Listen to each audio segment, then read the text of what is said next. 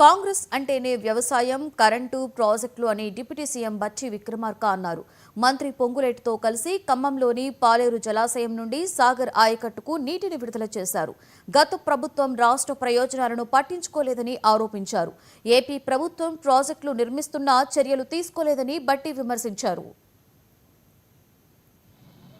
అలా భారంగా మారినటువంటి పరిస్థితుల నుంచి రాష్ట్రాన్ని గట్టెక్కించడానికి కాపాడటానికి రాష్ట్ర ముఖ్యమంత్రి వర్యులు రేవంత్ రెడ్డి గారు, ఇరిగేషన్ శాఖ మార్చులు ఉత్తమ్ కుమార్ రెడ్డి గారు ప్రత్యేకంగా దృష్టి సారించి కృష్ణానది పైన, గోదావరి నది పైన రెండింటిపైన తెలంగాణ రాష్ట్ర ప్రజలకు రావాల్సినటువంటి వాటా గురించి, పూర్తి చేసుకోవాల్సిన ప్రాజెక్టుల గురించి దృష్టి సారించి ముందుకు పోతా ఉన్నారు.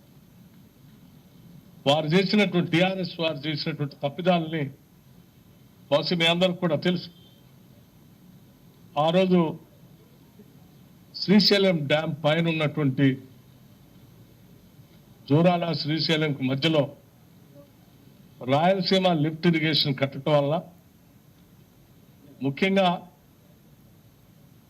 నాగార్జున సార్ లెఫ్ట్ కెనాల్లో ఉన్నటువంటి రెండో జోన్లో ఉన్న ఖమ్మం జిల్లా ప్రజలకు ఇబ్బందిగా ఉంటుందని, అట్లాగే మొదటి జోన్లో ఉన్నటువంటి నల్గొండ జిల్లా వాళ్ళకు కూడా కొంత ఇబ్బందిగా ఉంటుందని పదే పదే వాస్తవ పరిస్థితుల్ని ఆనాటి కాంగ్రెస్ పార్టీ పెద్ద ఎత్తున ప్రజల సమక్షంలో మీడియా సంస్థల నాయకత్వంలో వారి మధ్యలో కూడా ప్రజెంటేషన్స్ ఇవ్వటం కూడా జరిగింది. మరి నాగార్జున సాగర్ లెఫ్ట్ కెనాల్కి వచ్చేటువంటి ఈ మేజర్ కెనాల్లో రోజుకి నియరింగ్ అబౌట్ 1 TMC నీళ్లు డ్రా చేసుకోవడానికి అవకాశం.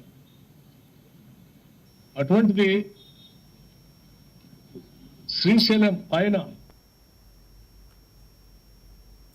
ఏపీలో